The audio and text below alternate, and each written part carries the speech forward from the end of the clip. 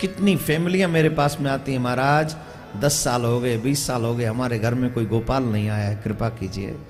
अभी कल मेरे को एक देवी जी मिली, बोले महाराज शादी के 10 साल बाद आपकी कथा लगातार सुनती रही, तब जाके संतान सुख प्राप्त हुआ है।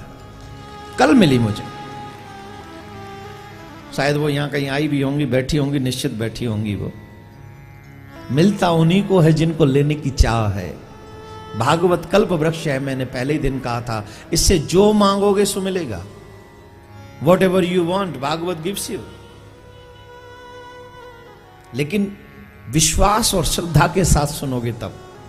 सुखदेव जी महाराज के सामने राजा परीक्षित पहुंचे और राजा परीक्षित ने जाकर एक प्रश्न किया, अतः पृच्छामि संसिद्धिम योगिनाम परमं गुरुम पुरुषस्य यत् कार्यं म्रियमाणस्य सर्वथा यशोतभ्यम अथोजभ्यम यत् कर्तव्यम रवि प्रभु स्मर्तभ्यम भजनीयम वा ब्रूहि यद्वापि परयम्। प्रश्न देखिए, महाराज कृपा करके बताइए, जो व्यक्ति सर्वार्थ मरणासन पर है वो क्या करे? जिसको 7वें दिन मृत्यु आनी ही है वो क्या करे? जो व्यक्ति मरणशील है उसको क्या करना चाहिए और क्या नहीं करना चाहिए, कृपा करके बताइए। ध्यान देंगे मेरे श्रोतागण। आपको क्या लगता है, मृत्यु सत्य है कि जीवन? जोर से बोलिए, मृत्यु सत्य है कि जीवन? जोर से। भाई लोग आप भी बोलिए ना प्लीज, दादा लोग, क्या सत्य है, मृत्यु या जीवन है? बड़ा डर डर के नाम ले रहे हो। मृत्यु नाम ले लेंगे तो आज ही थोड़ी आ जाएगी। ऐसा नहीं है कि हम आज नाम लेंगे मृत्यु का तो अभी चली आएगी। मैं तो इस सिर्फ एक क्वेश्चन कर रहा हूं, मृत्यु सत्य है कि जीवन? पक्का? तुम मोहब्बत किससे करते हो, मृत्यु से या जीवन से? बोले किससे मोहब्बत करते हो? अगर झूठे लोगों से मोहब्बत करोगे तो बेवफा नहीं होगी वो। Tell me. अगर तुम दिल लगा लो झूठे लोगों से तो दुख मिलेगा या सुख? जोर से बोलो, दुख मिलेगा, कंफर्म ना? तो हमने किससे मोहब्बत की? जीवन से, और जीवन ने हमको दुख दिया। तो बताइए, जीवन ने हमको दुख दिया कि हमारी चाहत ने हमको दुख दिया? है जी? एक शेर बोलूं क्या? एक शेर, जिंदगी तो बेवफा है एक दिन ठुकराएगी।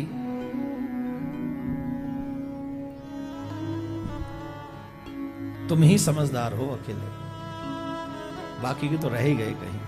क्या बात है, ये तो भगवान ने दोनों में समस्या कर दी। अगर दोनों और ठीक होते तो क्या करते? राधे राधे बोलना पड़ेगा। सब मिलकर बोले, जिंदगी तो बेवफा है। कभी बेवफा लोगों से मोहब्बत नहीं करनी चाहिए, क्योंकि मतलब निकल जाए, ये लोग तुम्हें पहचानेंगे नहीं। किसी को रूप का घमंड है, किसी को दौलत का घमंड है। भूल गया बंदे तेरे सर पे यमराज का दंड है। जिंदगी तो बेवफा है एक दिन ठुकराएगी। मौत महबूबा है तेरी साथ लेकर जाएगी। मौत महबूबा है तेरी साथ लेकर जाएगी। असली महबूबा है तेरी मोहब्बत जो तेरा साथ निभाएगी। जिंदगी तो बेवफा करे, बेवफा है बेवफा ही करेगी।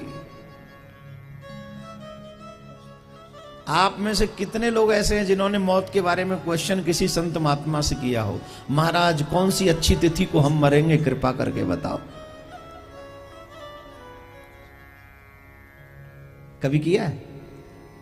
जब भी प्रश्न किया, महाराज जिंदगी में बड़ी मुसीबतें हो रखी है, महाराज काम कब बढ़ेगा, महाराज बच्चे बड़ा तंग करते हैं, महाराज बहू तो सुनती ही नहीं है। जो यहां बैठी है मैं उनसे नहीं कह रहा हूं, वो बहू सब अच्छी हैं। जो नहीं आई है टेंशन उन बहुओं की है, जो यहाँ आई है वो सब अच्छी बहू है। हाँ, बहुत सेवा करती है अपने सास ससुर की, बहुत हैप्पी हैं आपसे आपके सास ससुर। भगवान आपको खुश रखे। अगर आप अपने सास ससुर को खुश रखती हो तो झूठा आशीर्वाद नहीं दे सकते ना हम। तो क्या कह रहे थे, जीवन से संबंधित तमाम प्रश्न आप और हम संत महात्माओं से करते हैं, लेकिन एक भी प्रश्न मृत्यु से संबंधित नहीं करते, जबकि जीवन झूठा है, मृत्यु सत्य है और सत्य के विषय में कोई प्रश्न नहीं। ये प्रश्न सुनकर सुखदेव जी महाराज बड़े प्रसन्न हुए। वर्यानेशते प्रश्न कृतो लोकहितो नृपा, वर्यानेतते प्रश्न, वर्यानेशते प्रश्न कृतो लोकहितो नृपः, आत्मवित् संबतः पुंसां श्रोतव्या दिशयुः परः।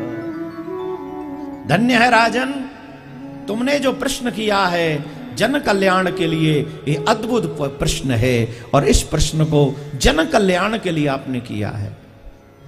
याद रखिए, एक अपने लिए किया जाता है कोई कर्म, एक सबके लिए किया जाता है कर्म। जो परोपकार के लिए कोई कर्म किया जाता है वो परोपकार श्रेष्ठ कर्म कहा जाता है। अपने लिए जो कहा किया जाता है वो तो ठीक ही है, लेकिन परोपकार के लिए, चाहे प्रश्न हो, कर्म हो, कोई प्रयास हो, परोपकार के लिए किया जाए वो सर्वश्रेष्ठ कर्म होता है। बोलो राधे राधे, जोर से बोलो। सुखदेव जी महाराज से प्रश्न किया, जिसकी मृत्यु 7वें दिन है उसे क्या करना चाहिए? सुखदेव मुनि कहते हैं जिसकी मृत्यु 7वें दिन है उसे भागवत कथा सुननी चाहिए। जो लोग चाहते हैं हमारी मृत्यु सुंदर बन जाए, मृत्यु मृत्यु न रहे, महोत्सव बन जाए, उसे भागवत की शरण में आ जाना चाहिए। लेकिन भागवत में भी जाकर सिर्फ टाइम पास न करे, टाइम पास नहीं करे, भागवत को सुनने की, समझने की कोशिश करे। देखो, भगवान की लाख कृपा है, करोड़ों कृपा है कि आपको भागवत के समक्ष विराजमान करा दिया, बिठाल दिया। अब ऐसे मत समझो, ऐसे समझो, 5-10 दिन के भूखे व्यक्ति के सामने कोई व्यक्ति थाली लगा कर रख दे, थाली लगा के, भाई साहब आप खा लीजिए, और वो व्यक्ति उसे भोजन करने की बजाय कुछ और ही काम में व्यस्त हो, भूखा है, 10 दिन से कुछ मिला नहीं है, इसके बावजूद भी वो अन्य कार्यों में बिजी है और उसे सीमा भी बता दी गई कि तुझे इतनी सीमा में ही ये भोजन करना है, और वो नहीं कर सका और भोजन न करने की वजह से उसका प्राण चला गया, तो इसमें गलती किसकी है? उस व्यक्ति की या भोजन देने वाले की?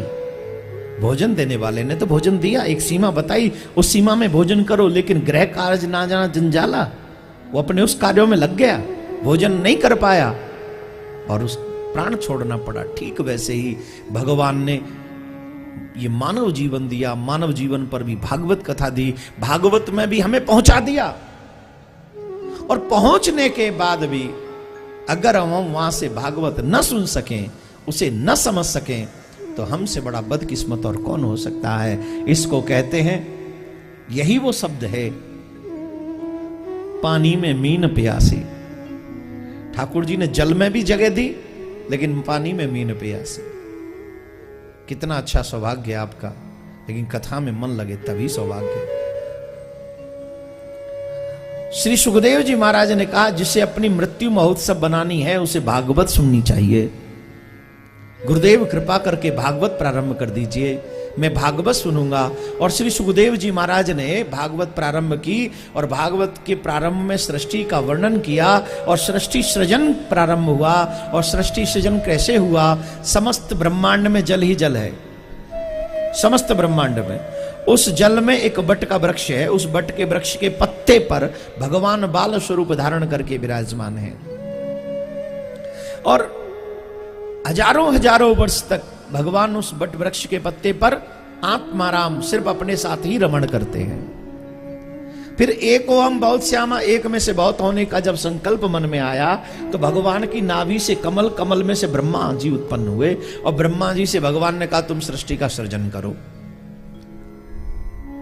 ब्रह्मा जी ने सृष्टि का सृजन किया और ब्रह्मा जी ने सबसे पहले मानस पुत्रों को जन्म दिया और मानस पुत्र सनक, सनंदन, सनातन, सनत कुमार, ये चतुर ऋषि हैं। इन चतुर ऋषियों से कहा तुम सृष्टि का सृजन करो, विवाह करो, आगे बढ़ाओ। उन्होंने कहा महाराज हम विवाह नहीं कर सकते। बोले क्यों नहीं करोगे? बोले गृहस्थ में चले जाने के बाद भगवान का भजन नहीं होता है और हम भगवान का भजन करना चाहते हैं, क्योंकि भगवान के भजन से ज्यादा श्रेष्ठ कुछ है ही नहीं संसार में। सबसे श्रेष्ठ है भगवान का भजन, इसलिए हम भजन करना चाहते हैं।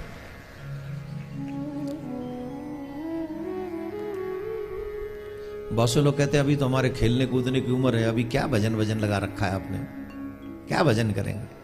किसी बच्चे से कहो भजन करो तो वो कहेगा अभी हमारी खेलने कूदने की उम्र है, भजन करेंगे। कब करोगे? बोले थोड़े दिन और रुक जाओ, फिर थोड़े और बड़े हुए, बोले अब करो भजन। अरे कमाल करते हो, पढ़ने लिखने की उम्र है कि भजन की उम्र है? चलो भाई पढ़ लो, लिख लो। और बड़े हुए अब तो भजन करो। अरे महाराज अभी नई नई शादी हुई है, आपको भजन के पीछे पड़े हो आप। चल भाई घूम ले फिर ले, कौन सा है या क्या देखने जाते हैं लोग? क्या कुछ अजंता वजंता है ना, या कुछ अजूबों में शामिल है ना, ये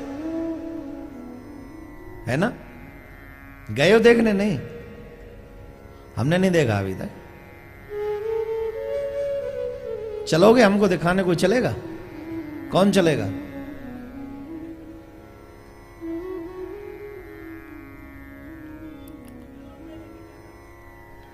आई लव यू दादाजी, क्या बात है, सीरियसली। कब चलने का?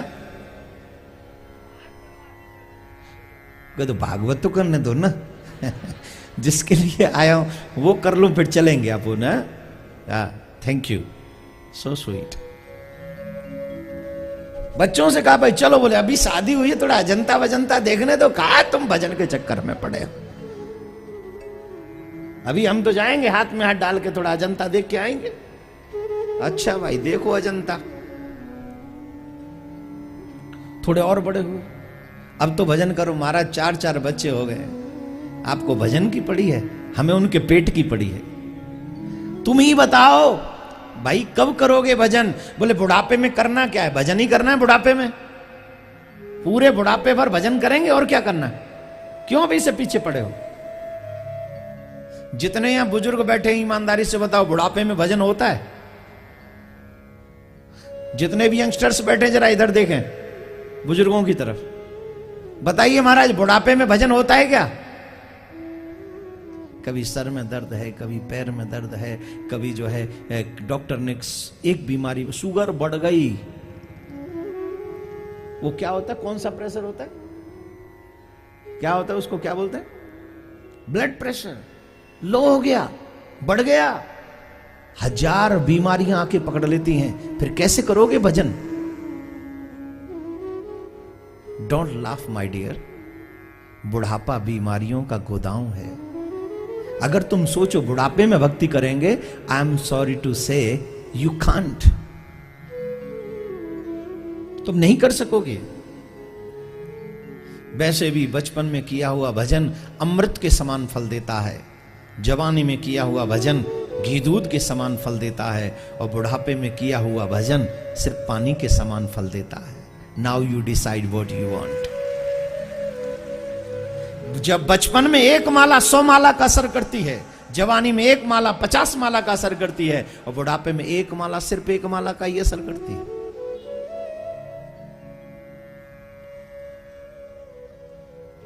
बहुत सरल भाषा में अगर मैं कहूं तो आप सबने सुना होगा, बच्चे मन के, जोर से बोलो, बच्चे मन के भगवान को लगते,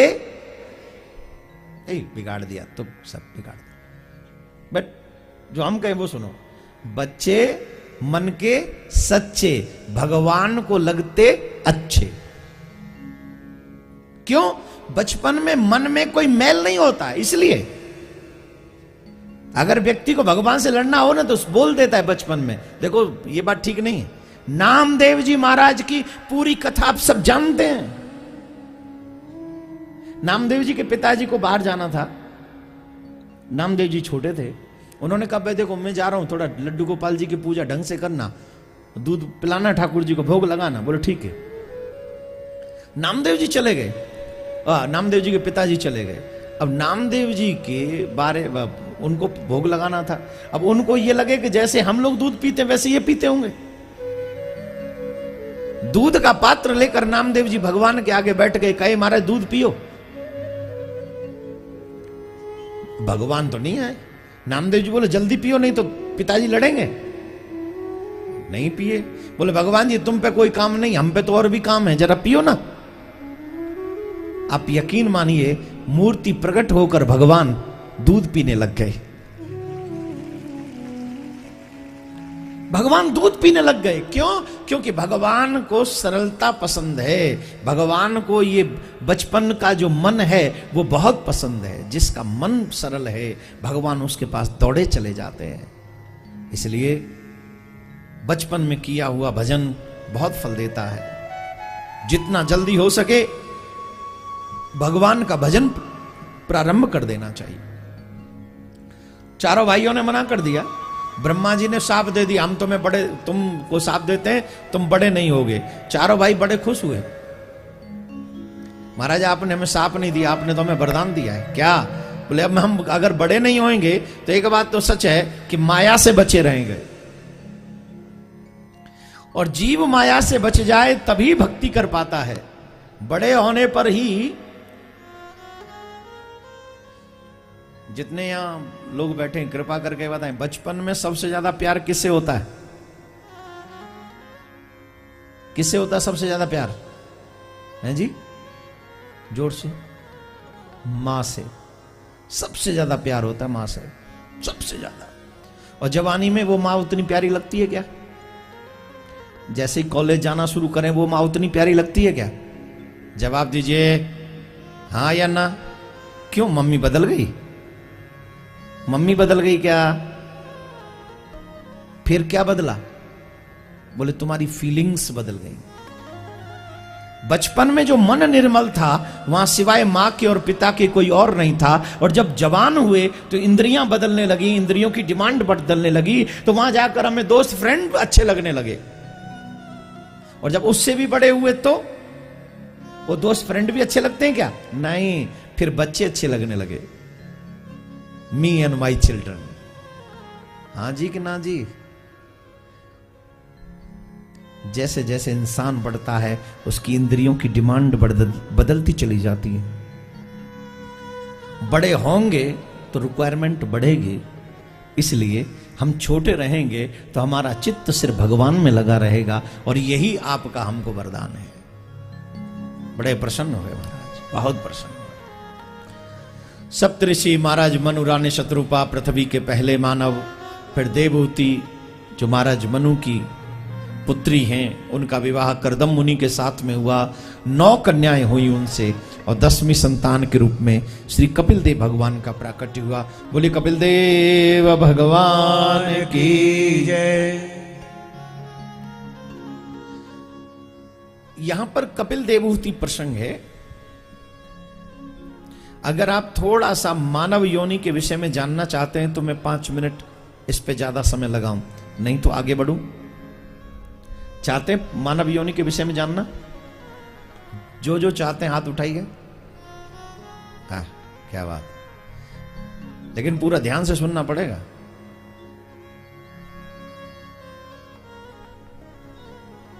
हमको नहीं पता मानव जीवन का उद्देश्य क्या है। आइए इस मानव योनि में आने से पहले के जो कष्ट हैं उनको जरा समझें। जब जीव मां के गर्भ में जाता है तो इतना कष्ट पाता है, इतना कष्ट पाता है कि उसका कोई जवाब नहीं। देवहूति मां ने पूछा, बेटा मानव जीवन का उद्देश्य क्या है? जब जीव को मनुष्य योनि प्राप्त हो जाए तो उसको जीवन भर क्या करना चाहिए, उसका उद्देश्य क्या होना चाहिए? तो कपिल देव भगवान कहते हैं, मां मानव योनि प्राप्त होना बड़ा कठिन है। 84 लाख योनियों के एक एक पुण्य को इकट्ठा करके हमें मानव योनि प्राप्त होती है। उसके बाद 84 लाख योनियों में भटकने के बाद, और मानव योनि प्राप्त होने से पूर्व भी शिशु को हर एक योनि में मां के गर्भ में जाना पड़ता है।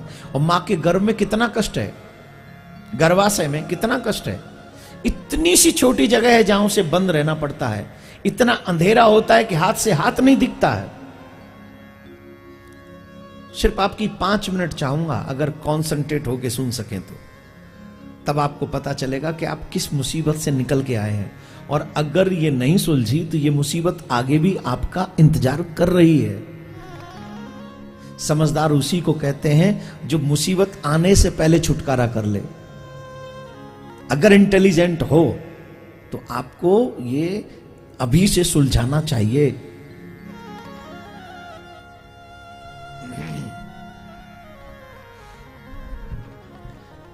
मां जब शिशु गर्भ में जाता है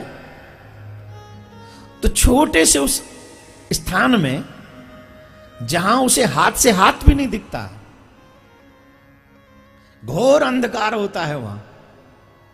और शुरुआती मंथ्स में इतना दुख पाता है कुछ पूछो ही नहीं। शुरुआती मंथ्स में सिर्फ वो मांस का एक लोथड़ा होता है, सिर्फ एक मांस का लोथड़ा, उसके ऊपर कुछ नहीं। कभी आपकी उंगली कटी है क्या? कटी है कभी उंगली? उस कटी हुई उंगली पे नींबू, नमक, मिर्च या कोई शैम्पू, साबुन लगा है? लगा तो होगा। उंगली कटेगी तो हाथ धोओगे, हाथ धोओगे तो साबुन लगेगा, शैम्पू उस समय क्या फील करते हो आप? अच्छा या बुरा है? अब किस पे लगने से एक बुरा फील हुआ? जब हमारे ऊपर की ये चर्म, स्किन, खाल हटती है, मांस पर जब ये कोई वस्तु लगती है जाके तो वो दर्द करती है। और शुरुआती मंथ्स में ये पूरी जो स्किन है ये होती नहीं है, वहां मांस का एक लोथड़ा होता है। और उस समय मां नमक, मिर्च या कुछ भी तीखा खाती है तो वो डायरेक्ट बच्चे के बदन को चुभता है जाके, और वो चीखे मार मार के रोता है, चिल्लाता है, मुझे बचाओ, मुझे बचाओ, मुझे बचाओ। लेकिन उसकी आवाज गर्भ में कोई नहीं सुनता है। और इसीलिए शुरुआती मंथ्स में ही, जिसको आजकल एक शब्द है इंग्लिश में सब लोग बोलते हैं, मिसकैरेज, अधिकांश बच्चे की मृत्यु शुरुआती मंथ्स में ही होती है। क्यों? क्योंकि वो बच्चा सह नहीं पाता उन दर्दों को, उन वेदनाओं को, उस कष्ट को वो बच्चा सह नहीं पाता है। वो चीखता है, चिल्लाता है, लेकिन उसकी आवाज वहां कोई सुनने वाला नहीं होता। और छोटे छोटे कीटाणु भी होते हैं जो उसे वहां नोचते रहते हैं। मम्मी तो खुश है, मैं मम्मी बनने वाली हूं, लेकिन उस बच्चे से पूछो उस पे भीतर क्या बीत रही है। और ये उस बच्चे की कहानी नहीं, ये हम सब की स्टोरी है, हम सब की। हम सब इसी मुसीबत से निकल के आए हैं। कंडीशन और भी विचित्र है। कभी कभी मां का मलमूत्र भी बच्चे के मुंह में चला जाता है। मैं आपसे एक बात पूछूं, आपके सिल्लौड़ का कचरा जहां पर डाला जाता हो और मैं आपसे कहूं कि आप वहां आधा घंटा जाके बैठिए, आप बैठेंगे? बैठेंगे? क्यों? क्यों नहीं बैठेंगे? अरे महाराज वहां गंदगी, हम कैसे बैठ सकते हैं वहां पे? हम नहीं बैठ सकते। कचरा पड़ा हुआ है, शहर का, सारे एक शहर का कचरा है, हम वहां बैठेंगे? और सबसे गंदगी क्या है? मलमूत्र। कचरा तो फिर भी स्मेल दे रहा है, लेकिन हम मां के गर्भ में क्या है? सबसे गंदा क्या है? इस संसार का सबसे बड़ा गंध क्या है? बोले मलमूत्र सबसे गंदा है। आपने 9 महीने कहां काटे हैं? कहां काटे हैं वो 9 महीने आपने? अभी तो आपका फेस बेस, आपका शरीर बड़ा ब्यूटीफुल है, आए कहां से हो? उसी मलमूत्र के गोडाउन में रहते थे तुम लोग। और अभी भी नाक पे मुंह रखने की, हाथ रखने की जरूरत नहीं है। 24 घंटे उस मलमूत्र के गोदाम को अपने साथ लेके घूमते हो। पेट रख के नहीं आए अपना घर में, अभी भी आप ही के साथ है। ऊपर से नखरे करते हो, हम तो ऐसे, हम तो वैसे। गंदगी का गोडाउन, डस्टबिन कहीं का। अब बजा ताली, बजा। जब भी शीशे के सामने जाके दर्पण देखा करो ना, तो एक बार पेट को भी देखा करो, तुझ में क्या है पूछा करो। बोले सिर्फ गंदगी का godown, you are dustbin only. कैसी शर्म आ रही ना, ओ माय गॉड महाराज आज क्या सुना रहे हैं? ये सुना रहा हूं कि 9 महीने रहे वहां पे उसी मलमूत्र में, और सीधे नहीं उल्टे रहे, सर नीचे पैर ऊपर। चलो बहुत प्यारा है ना तुमको रुपया, बहुत लव करते हो ना पैसे से। ये जो बल्ली लटक रही है ना, उल्टे लटक के, उल्टे लटक के,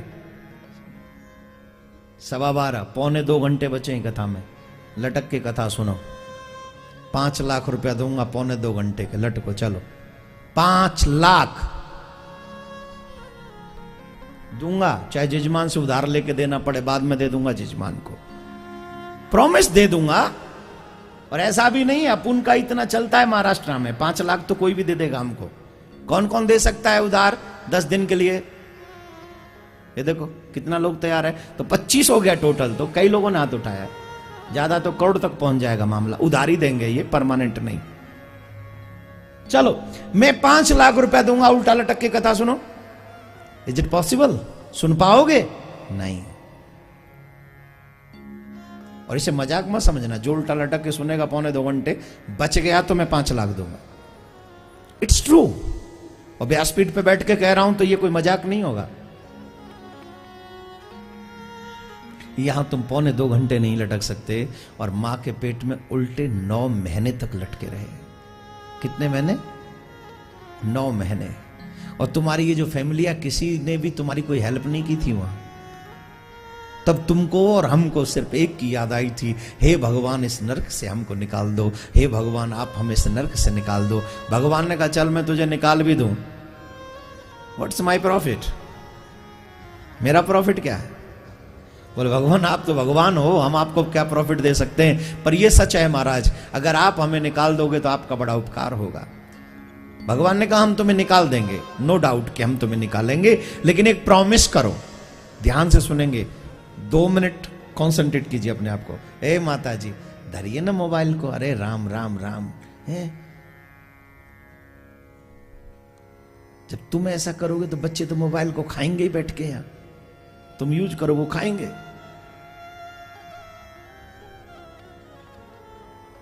क्या कह रहे थे हम? लौट क्या जी?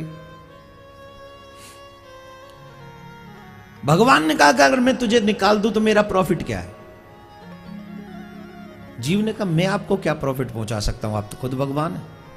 बोले नहीं तू प्रॉफिट पहुंचा सकता है। बोले क्या? जब मैं तुझे यहां से निकाल दूं और तुझे मानव बनाकर भेजूं, तो ऐसे कर्म करके आना जिसकी वजह से तुझे पुनः दोबारा नेक्स्ट टाइम किसी और योनि में न जाना पड़े, किसी भी और योनि में न जाना पड़े, ऐसा प्रयास करके आना। जीव ने प्रण किया, प्रभु मैं संकल्प लेता हूं। कभी आपने जन्म लेने के बाद बच्चे को देखा है? माताओं ने देखा होगा, देखा है ना, उसकी दोनों मुट्ठी बंद होती हैं, होती है कि नहीं? वो गर्भ में प्रतिज्ञा करता है कि मैं महाराज प्रण करता हूं, संकल्प लेता हूं कि जब मैं पृथ्वी पे जाऊंगा तो ऐसे कर्म करके आऊंगा जिसकी वजह से मुझे दोबारा जन्म ना लेना पड़े। भगवान कहते ठीक है निकालूं? बोले नहीं, पहले आप एक वादा कीजिए। क्या? कि मैं जैसे ही जन्म लूंगा महाराज माया की हवा लगेगी, मैं सब कुछ भूल जाऊंगा, लेकिन मेरे भूलने पर भी आप मुझे भूलने नहीं दोगे। आप मुझे याद दिलाते रहोगे कि मैंने गर्भ में क्या प्रतिज्ञा की है। आप मुझे याद दिलाना माधव, आप मुझे याद दिला देना। भगवान ने कहा आई प्रॉमिस यू, मैं तुम्हें याद दिलाऊंगा। जैसे ही तुम संसार में जाओगे, मानव बनकर जाओगे, मैं तुम्हें याद दिलाऊंगा। और भगवान ने हमको इस पृथ्वी पर भेज दिया, हम लोग मानव बनकर आ गए। अब एक बात बताइए, भगवान ने हमको याद दिलाया कि नहीं? दिलाया कि नहीं? नहीं दिलाया। भगवान के यहाँ से फोन नहीं आया महाराज, कोई व्हाट्सएप पे भी मैसेज नहीं आया कि मैंने तुमको याद दिला रहा हूं। है कोई महाराज वो कोई कुछ मैसेज वैसेज भी नहीं है। ये मैसेज कौन दिलवाते हैं? भगवान किससे दिलवाते हैं? तुम्हारे यहां अगर किसी एक व्यक्ति ने तुमको ये कहा हो कि वहां पर भागवत हो रही है, वही भगवान का मैसेंजर है। भगवान याद दिलवाते हैं संतों के थ्रू, भगवान याद दिलवाते हैं कथाकारों के थ्रू, भगवान याद दिलवाते हैं अच्छे भक्तों के थ्रू, ग्रंथों के थ्रू, पुराणों के थ्रू। तुम्हारा वचन, तुम्हारा प्रॉमिस तुम्हें बार बार याद दिलवाते कि याद करो तुमने क्या प्रण किया, याद करो तुमने क्या प्रण किया। इसके बावजूद भी हम लोग अपने ही वचन को इग्नोर करते हैं और फिर काल ही कर्म ही ईश्वर ही मिथ्या दोष लगाए, भगवान को दोष लगाते हैं, अपने ही कर्म में कमी रह जाती है। बोलो राधे राधे। ऐसे नहीं,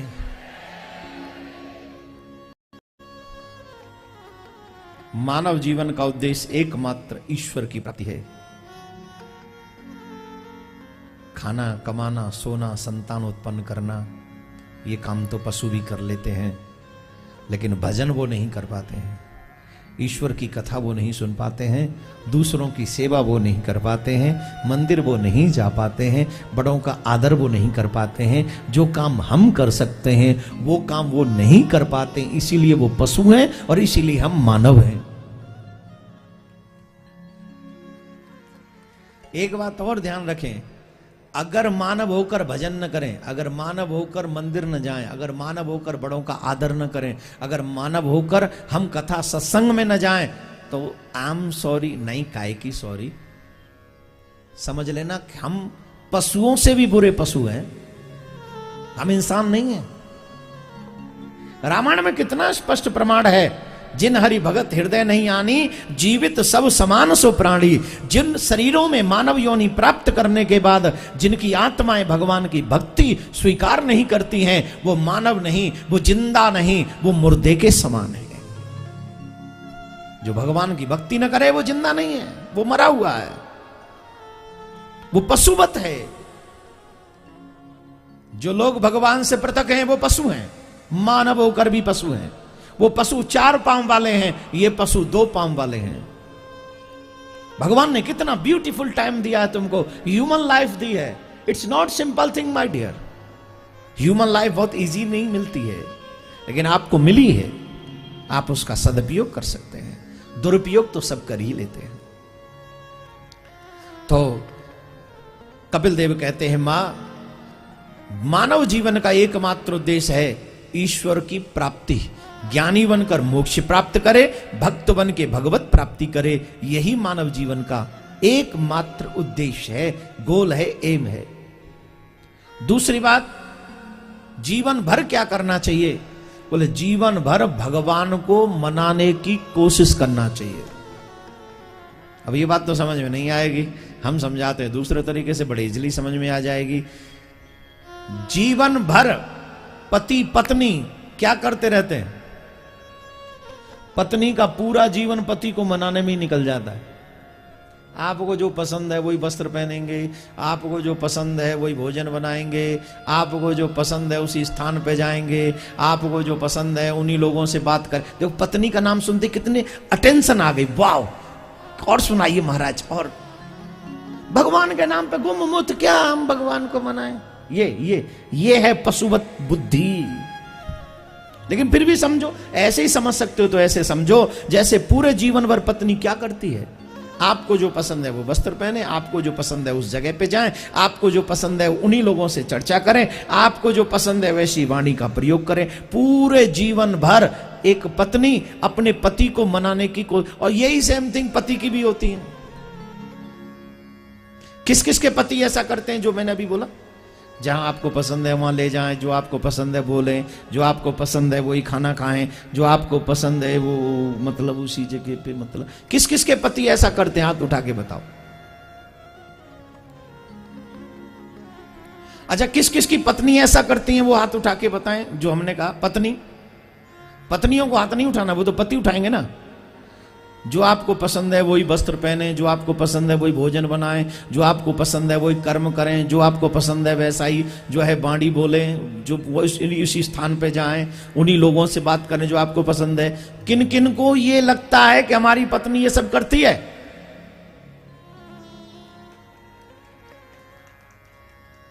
तुम क्यों ताली बजा रही हो? तुम्हारा प्रोजेक्ट नहीं, तुम्हारा क्वेश्चन नहीं, क्वेश्चन उनका है। लेकिन गजब की बात, जब पतियों के लिए हाथ उठवाया गया तो सिर्फ एक हाथ उठा इतनी बड़ी जनता में, और पत्नियों के लिए जब बुलवाया पूछा गया तो कम से कम 5 हाथ उठे हैं। इसका मतलब है कि पत्नियों के परसेंटेज ज्यादा हैं आज्ञा मानने वाले, अच्छाई के। आप तो बिल्कुल ही मत बजाइए, फोन लेके बैठी हो आप, इसलिए आपसे ताली नहीं बजती है। लेके बैठी रहो, आएगा आपके पतिदेव का फोन। वो नहीं कर रहे, खुश हो रहे होंगे, अच्छा है गई कथा में, बढ़िया है, अब आराम से काम करूंगा। और वो तो सोच रहे होंगे कथा लंबी चले। सच्ची बता रहा हूं मैं, जिन जिन की पत्नियां आई हैं, इसीलिए पतियों की संख्या कम है। देखो इधर, बोले पत्नी कथा में जाएं तो बढ़िया है, फंद कटा। लेकिन पत्नियां भी कितनी चालाक हैं, यहां बैठी बैठी भी फोन कर लेती, क्या कर रही हो? किया था अभी माता जी ने, मैंने देखा एग्जैक्टली, फोन किया था। कहां हो? कथा में भी बैठ के चैन नहीं है तुझको?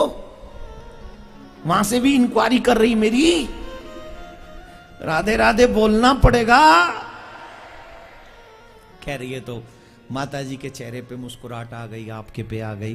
व्यासपीठ ने आपको थोड़ी देर के लिए हंसने का मौका दे दिया, वरना ये जालिम संसार कहां हंसने देता है? हंसने देता है? आपकी हंसी देख के उसका ब्लड प्रेशर बढ़ जाता है। ये हंस क्यों रहा है? ये खुश क्यों है, इतना हैप्पी क्यों है? आए महाराज जालिम है, तेरी खुशी देखकर उनको टेंशन होती है साहब। चलो आइए लौट के वहीं। कहने का अभिप्राय है जैसे पति पत्नी एक दूसरे के लिए हमेशा इस प्रयास में रहते हैं कि उनको जो अच्छा लगे वही हम करें, वैसे ही भगवान के भक्तों को जीवन पर्यंत, कौन कौन भगवान से मिलना चाहता है? कौन कौन अपने जीवन को सही माने में सफल बनाना चाहता है मानव योनि को? जो झूठा हाथ उठाए गए तो फिर मेरे को भी तो पता ही तेरा नेचर है ना, तो झूठे लोग तो ना ही उठाएं तो आई एम हैप्पी। सच्चे लोग हाथ उठाएं। सच्ची बताओ कौन कौन जीवन सफल करना चाहता है? पक्का? नीचे करो। जो व्यवहार मैंने अभी पति और पत्नी के लिए बताया, वैसा ही व्यवहार आप अपने भगवान के लिए कीजिए। मैं दावे से कहता हूं आपका जीवन सफल हो जाएगा, निश्चित सफल होगा, निश्चित, मेरा वादा है आपसे। तो कपिलोपाख्यान, महाराज कपिल देव जी ने ये बहुत सुंदर उपाख्यान अपनी मां को उपदेश दिया। और अच्छी बात बेटे भी कहें तो मान लेनी चाहिए। ये जरूरी नहीं कि तुम ज्यादा इंटेलिजेंट हो तो अनपढ़ लोग तुम्हें कुछ अच्छी बात नहीं बता सकते। कभी कभी अनपढ़ लोग ज्यादा अच्छी बात बता सकते हैं पढ़े लिखों से। पढ़े लिखों में तो हमेशा एक घमंड ही रहता है ना, मैं ग्रेजुएट हूं, मैंने ये किया हुआ है, मैंने मास्टरी की हुई है, मैंने मास्टर डिग्री ली हुई है, ये क्या जाने। ये सुनाओ, एक कहानी आती है बहुत अच्छी। एक बार एक व्यक्ति गाड़ी से कहीं जा रहा था। पहुंचने में जल्दी थी उसे, पहुंचने में उसको जल्दी पहुंचना था, बहुत जल्दी उसको पहुंचने की पड़ी थी। और जब पहुंचने की उसको पड़ी थी तो अधिकांश ऐसा होता है कि जब जल्दी हो ना तब ज्यादा देर होती है ना। वो गाड़ी से जा रहा था, अचानक से एक नदी के ऊपर से गाड़ी गुजरी, फ्लाईओवर पे होते हुए। वहां गाड़ी पंचर हो गई। एक तो वैसे देर हो रही थी, ऊपर से ये पंचर हो गई। गाड़ी उसने रोकी, गाड़ी रोक कर उसने जल्दी से जैक चढ़ाया, और जैक चढ़ा के वो टायर खोला। और खोलने के बाद में उसके जो बोल्ट होते हैं, 4 होते हैं उसमें बोल्ट हैं, 4 बोल्ट होते हैं, वो चारों खोले और साइड में रखे। वो टायर निकाला, स्टेपनी निकाली, स्टेपनी जैसे उसने टायर निकाला, थोड़ा जोर से निकाला, तो जैसे उसने टायर निकाला वो टायर की टक्कर हुई, पता है किससे? जो उसने बोल्ट रखे थे 4 वहां, उनसे। और जब बोल्ट रखे थे उनसे टक्कर हुई तो वो बोल्ट कहां गए? नदी में।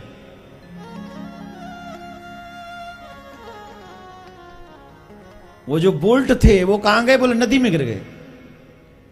लो जी, जल्दी जाना है, गाड़ी पंचर हो गई, टायर खोला, वो बोल्ट भी अब नदी में। अब बेचारा टेंशन में कि व्हाट कैन आई डू, अब मैं क्या करूं। वो टेंशन में कभी इधर कभी उधर, कभी उधर कभी उधर। उसी समय किसान आया वहां सामने। वो एक किसान खड़ा है, वो सारी सिचुएशन देख रहा है, अनपढ़, एकदम खेत में से काम करके आ रहा है। तो उसने पूछा, भाई व्हाट इज योर प्रॉब्लम, क्या परेशानी है। अरे बोले माथा मत मारो भाई, जाओ ना अपना काम करो, तुम नहीं जानते ये सब क्या हो सकते, जाओ। अरे साहब नहीं जानते, इट्स ओके, पर अपनी प्रॉब्लम तो आप हमें बता सकते हैं, अगर भगवान ने चाहा हम आपकी हेल्प कर सकते हैं। अरे तुम क्या हेल्प करोगे, तुम पे गाड़ी है क्या कोई, तुम लोगों पे गाड़ी है। अरे साहब गाड़ी तो नहीं है, पर आप कहें तो थोड़ी बताओ। बोले क्या, बोले गाड़ी पंचर हुई। बोले हाँ पंचर हो गई है, तो क्या करोगे बोलो। बोले यहां से 10 किलोमीटर दूरी पर एक गाड़ी पंचर कर जोड़ने वाला है, आप वहां तक चले जाओ। अरे जाऊं कैसे, बोल्ट तो नदी में गिर गए, अब क्या करूं। बोले साहब आप फिर भी एक काम कर सकते हैं। क्या। बोले ये जो तीनों टायर हैं, इन तीनों टायरों का एक एक बोल्ट निकालिए और बचे हुए चौथे टायर में वो तीनों बोल्ट कस लीजिए।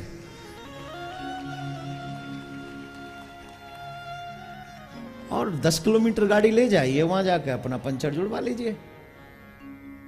वो इंटेलिजेंट गाड़ी का मास्टर आदमी वो कह रहा है तुम्हारे पास गाड़ी है। बोले नहीं। तुम्हारे सामने ऐसी सिचुएशन हुई थी। बोले नहीं। बोले तो तुम्हें कैसे पता ऐसे हो सकता है, और जो तुम्हारे दिमाग में था वो मेरे दिमाग में क्यों नहीं आया। जो तुम्हारे दिमाग में हुआ आया, मुझे बताया तुमने, वो मेरे दिमाग में क्यों नहीं आया। उस किसान ने बहुत अच्छा जवाब दिया कि मैं वहां खड़ा खड़ा देख रहा था कि आपकी प्रॉब्लम क्या है, और आपका ध्यान सिर्फ आपकी प्रॉब्लम पे था, और मेरा सारा ध्यान इस प्रॉब्लम की सॉल्यूशन पे था कि इसका सॉल्यूशन क्या है।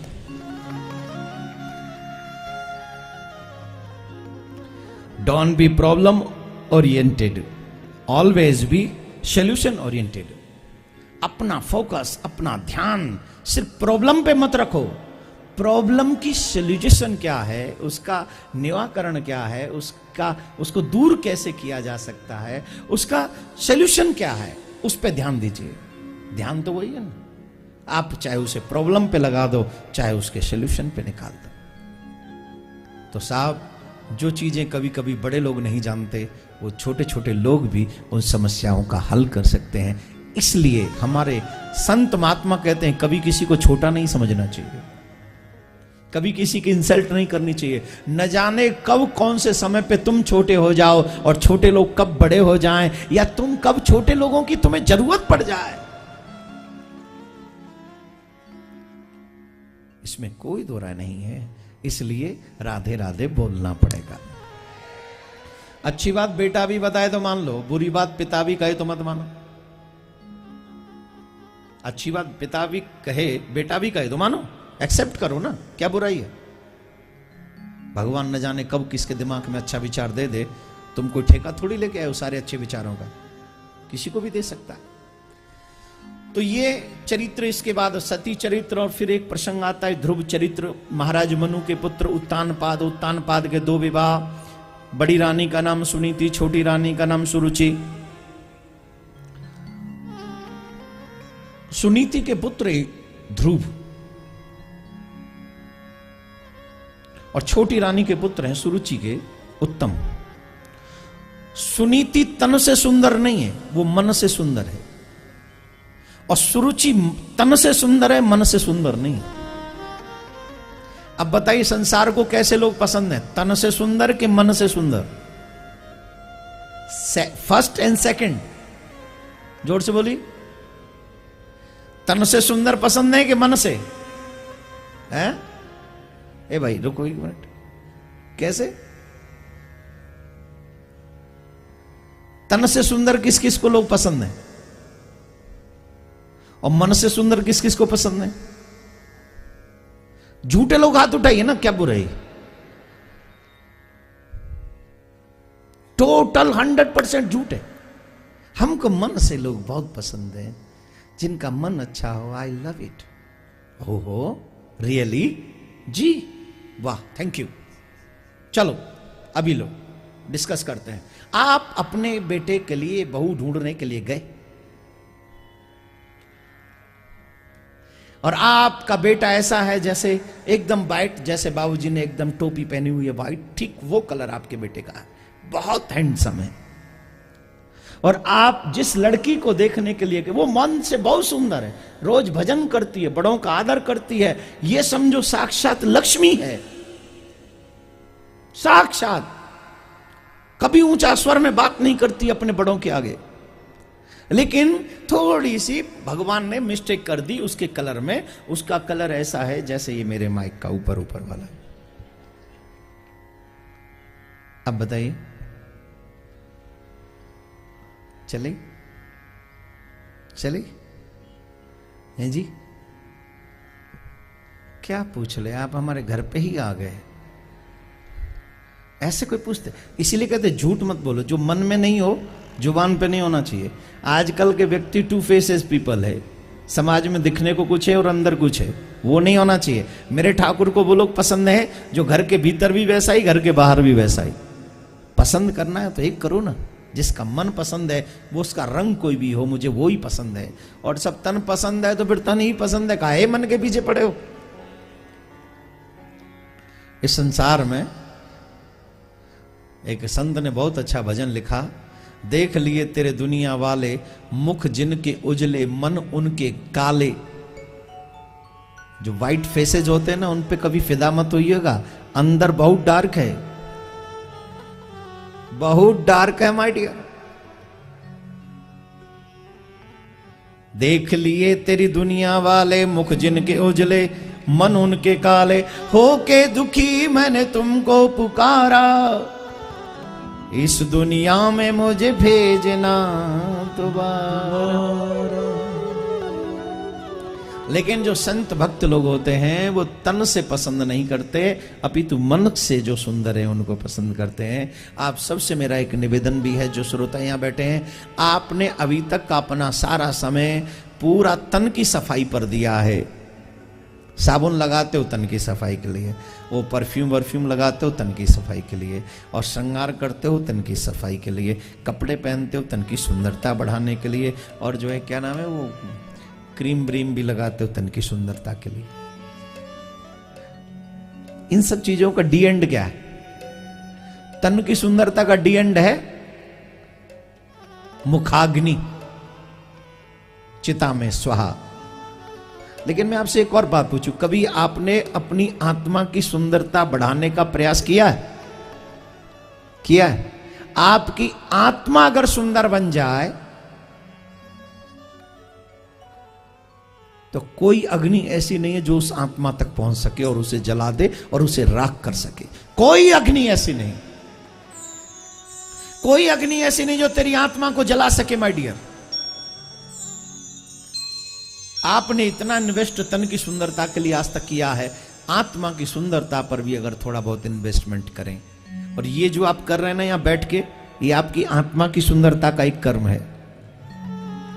ये जो यहाँ बैठ के कथा सुन रहे हैं आप, 3 दिन हो गए आज आपको मेरे साथ बैठे बैठे। किस किस को लग रहा है कि हमारे मन में भी कुछ परिवर्तन हो रहा है ये कथा सुन सुन के? जिन जिन को लग रहा हो वो याद उठाए। देखो, इससे अब आपकी आत्मा पे असर हो रहा है कि नहीं? हो रहा है कि नहीं? क्यों हो रहा है? क्योंकि आप प्रयास कर रहे हो। आप यहां आओगे नहीं तो प्रयास क्या होगा?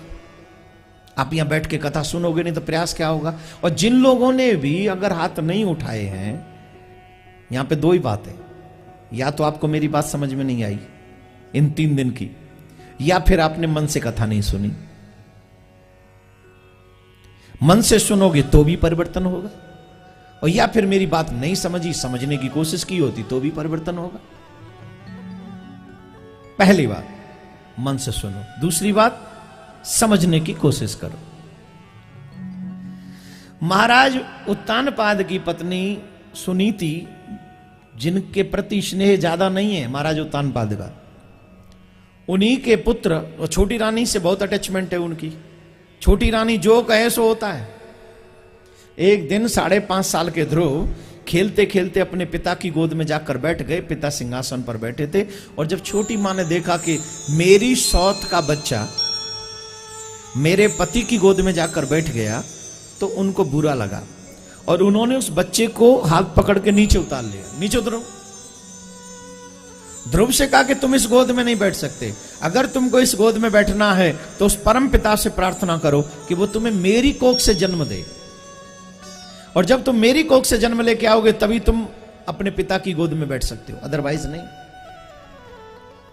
बालक ध्रुव रोते हुए अपनी मां के पास में गए, मां सुनीति के पास में, और सुनीति ने अपने बच्चे को रोता हुआ देखा। मां अपने बच्चे को दुखी नहीं देख सकती, इसीलिए उसे मां कहते हैं। बच्चे ही कपूत हो जाते हैं जो अपनी मां के प्रति वफादार नहीं होते। मां तो अंतिम समय तक यही चाहती है कि मेरे सारे जीवन के सुख मेरे बच्चे को मिल जाएं और मेरा बच्चा कभी दुखी ना हो।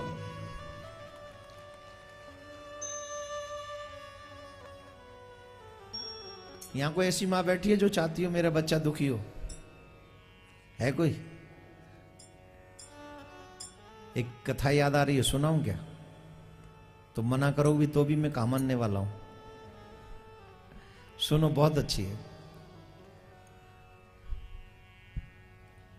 ये मां बेटे की कथा है। एक बहुत बड़ा धनाढ्य आदमी था, बहुत बड़ा।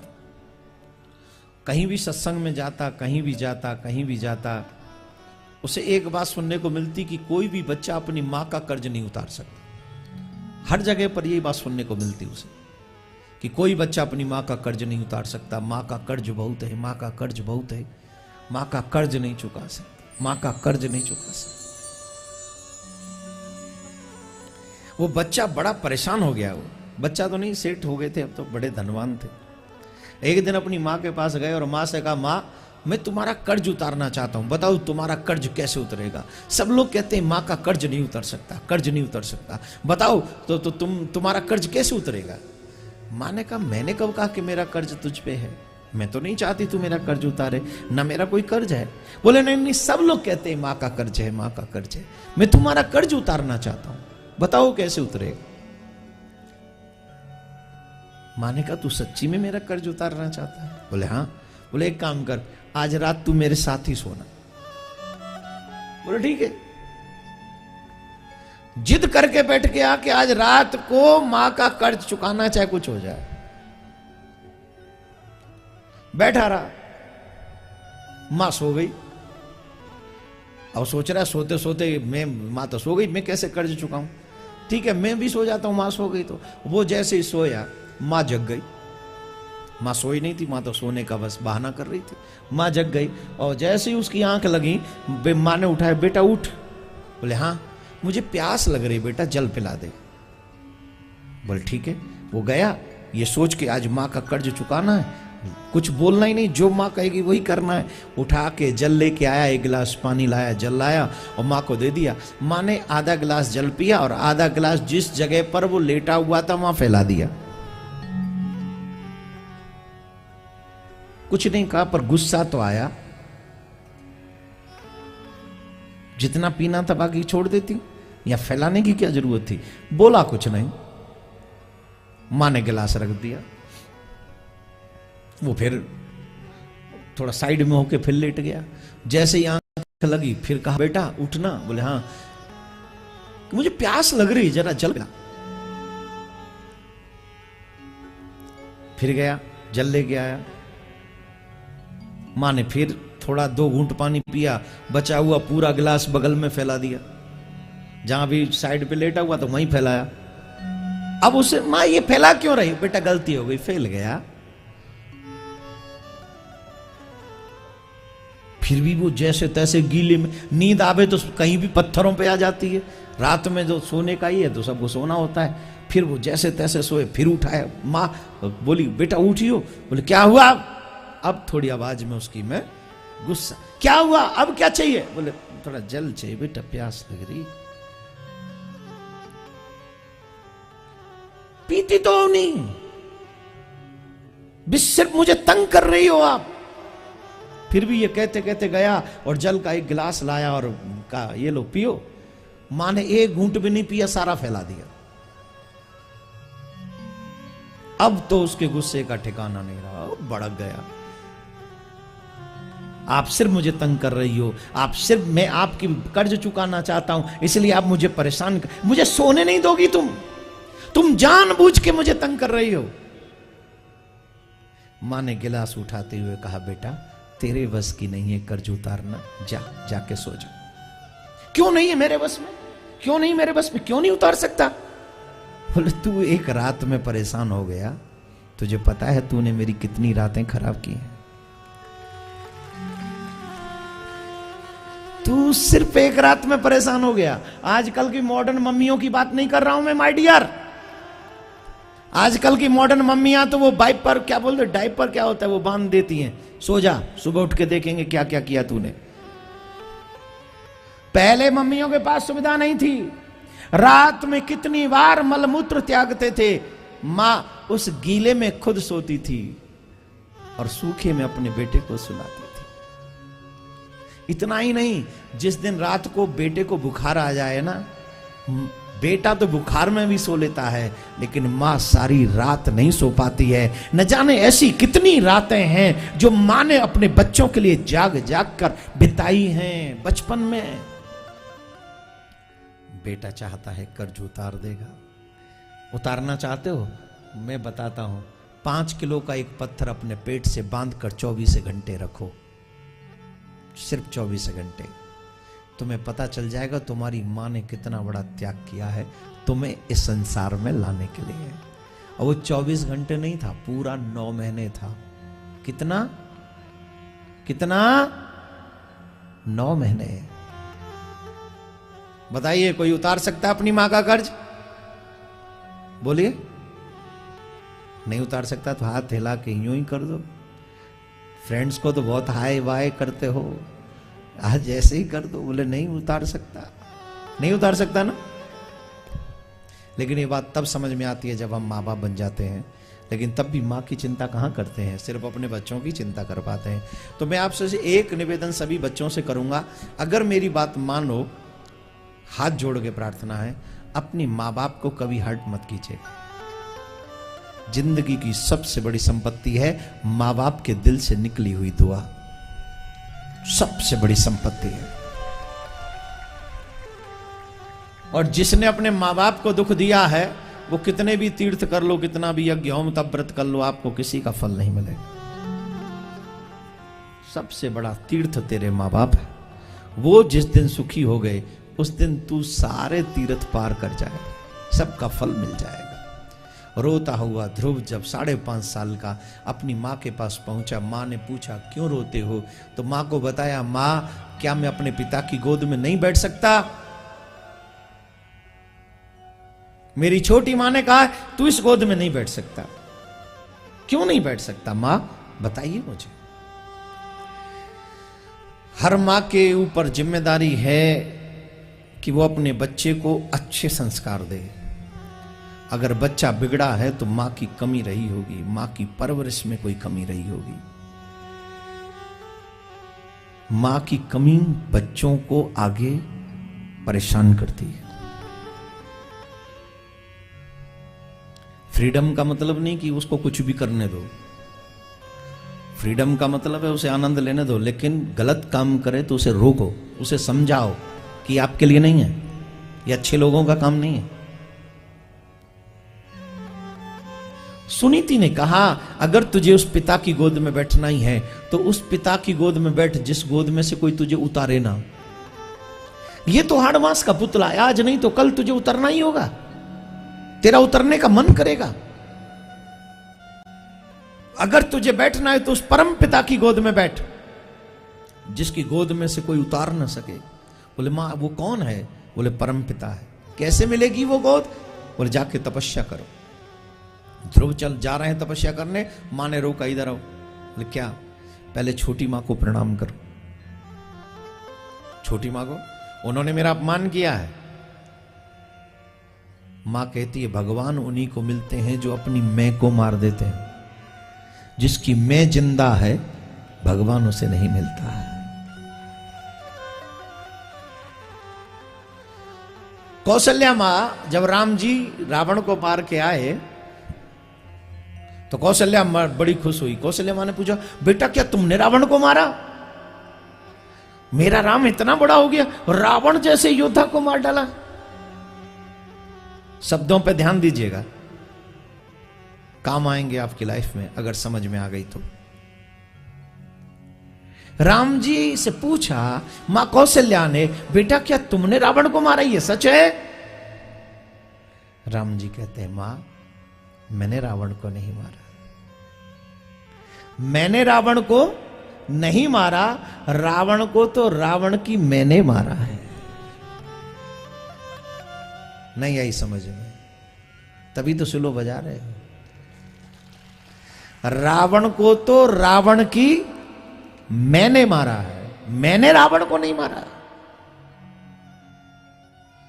जिसकी मैं जिंदा है वो जिंदा नहीं है, जिसकी मैं मर गई है वो जिंदा है। भगवान तुम्हें कुछ भी दे, मैं मत पालना। अगर मैं आ गई तो समझना पतन निश्चित है। इस मैं को मारो। अगर भगवान से मिलना तो जाके छोटी मां को प्रणाम करो। और ध्रुव जैसा बेटा भगवान सबको दे। मां ने कहा और निर्मल मन से वो एक्सेप्ट किया। सबसे पहले मां भी तो हो ऐसी ना। आजकल की मां होती तो क्या कहती, सुन के आ गया, सुना के नहीं आया, चल मैं चलती हूं तेरे साथ, मैं देखती हूं मेरे बच्चे को हाथ कैसे लगाया उसने। पर सुनीति ऐसी नहीं। सुनीति ने कहा चल मेरे से, जाके उनको प्रणाम करो, तुम्हारी मां है वो, स्टेप मदर, सौतेली मां। ध्रुव जी ने जाके प्रणाम किया उनके चरणों में। आपकी विनम्रता आपके शत्रुओं को हरा सकती है। आपके शत्रु भी परास्त हो सकते हैं आपकी विनम्रता से। सुरुचि के मुख से भी निकल गया, जा तुझे भगवान मिले। जो अपने बेटे के बारे में सोचती थी वो आज सुनीति के बेटे को आशीर्वाद दे रही है, जा तुझे भगवान मिले। निकल गया सत्य। आपका झुकना बहुत कुछ आपको प्राप्त करा देता है। आपकी अकड़ आपसे बहुत कुछ छीन लेती है। झुकना तो इंसान की शान होती है, अकड़ मुर्दे की पहचान होती है। तो अकड़ना नहीं, झुकना। अब बिना गुरु के तो गोविंद मिलते नहीं। बिन गुरु ज्ञान न उपजे, बिना गुरु के ज्ञान नहीं होगा, बिना गुरु के मंत्र नहीं मिलेगा। और जब तक मंत्र ना हो तब तक गोविंद नहीं मिलेंगे। क्या करें महाराज? अब बालक तो चल दिए वन की तरफ, लेकिन जब भगवान को कृपा करनी होती सारे साधन इकट्ठे होते चले जाते हैं। जब भगवान को कोई काम करवाना है तो ढूंढना भी नहीं पड़ता, अपने आप मिलता है। चले और जब जा रहे थे तो मार्ग में देवर्षि नारद मिले और देवर्षि नारद ने आकर उनको मंत्र दिया, ओम नमो भगवते, कौन सा? ओम नमो भगवते वासुदेवा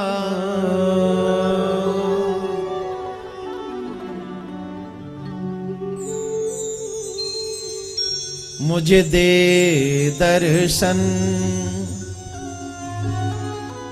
मंत्र लेने के बाद ध्रुव जी महाराज भगवान से प्रार्थना कर रहे हैं। कौन कौन चाहते हैं ठाकुर जी का दर्शन हो?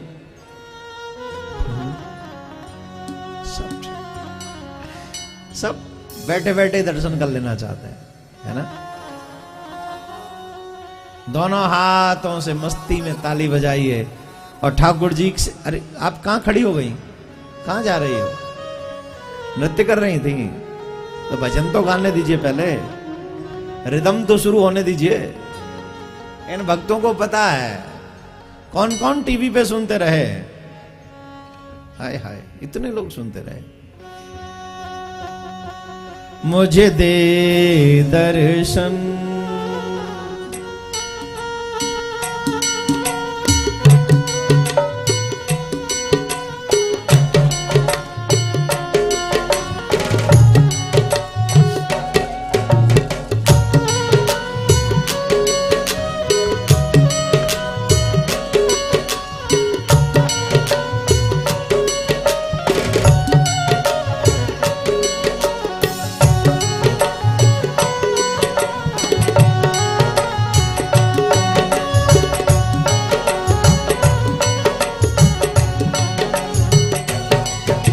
मुझे दे दर्शन। इतने लोग क्यों खड़े हो गए? पीछे कुछ बैठ भी जाओ, पैर सीधे मत करो। मुझे मालूम है नृत्य नहीं कर रहे हो, कई लोग तो पैर सीधे करने को खड़े हो गए। बैठिए, जो सिर्फ नृत्य कर रहे हैं वही खड़े होंगे। मुझे दे दर्शन गिरधारी रे, तेरी सावरी सुरतिया पे बारी रे, तेरी सावरी